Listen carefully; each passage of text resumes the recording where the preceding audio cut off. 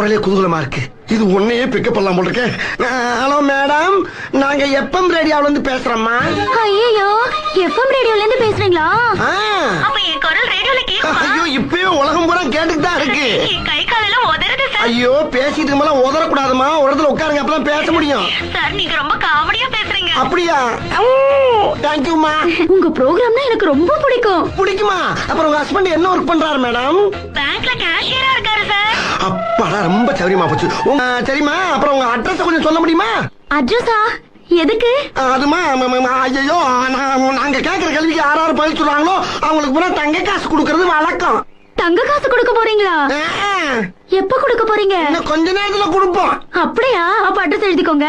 சும்மா சொல்லுங்க, நான் மனப்பாடம் பண்ணிக்கிறேன். மனப்பாடமா? இல்ல, எழுதிக்கிறேங்கிற. நம்பர் 10 பிள்ளையார் கோயில் தெரு கேகே நகர். 10 பிள்ளையார் கோயில் தெருவு கேகே நகர். ஓகேமா, ஓகேமா. இப்ப உங்களுக்கு பிடித்த பாடலை கேளுங்கள். எனக்கு அப்படி போடு போடு போடுங்க. அப்படி போடுங்கிற பாட்டா யாருக்காக டெடிகேட் பண்றீங்க மேடம்? நானு, எங்க அப்பா, எங்க அம்மா, என் தம்பி, என் தங்க. போதும் போதும் போதும், லிஸ்ட் பெருசா போய்கிட்டு இருக்கு. இப்ப நீங்க கேட்ட அந்த அரிய பாடலை போடுறேன். அங்க வர்றதுக்கு கரெக்டா 1/4 மணி நேரம் ஆகும். அது வரைக்கும் இந்த ரேடியோ தொடச்சு வைங்க madam. Okay okay sir. Okay.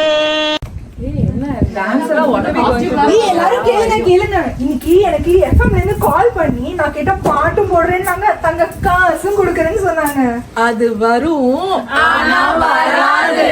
ஏன்னா அதெல்லாம் போங்கு. உனக்கு உண்மையாவே உங்க சாய்ஸ்ல ஒரு பாடலும் வேணும், தங்க காசும் வேணும், எக்ஸ்ட்ரா ஃபன்னும் வேணும்னா ஏடிஎம் பொங்கல் திருவிழாக்கு February 7 டென்மார்க் ஹை ஸ்கூலுக்கு எல்லாரும் வந்துருங்க.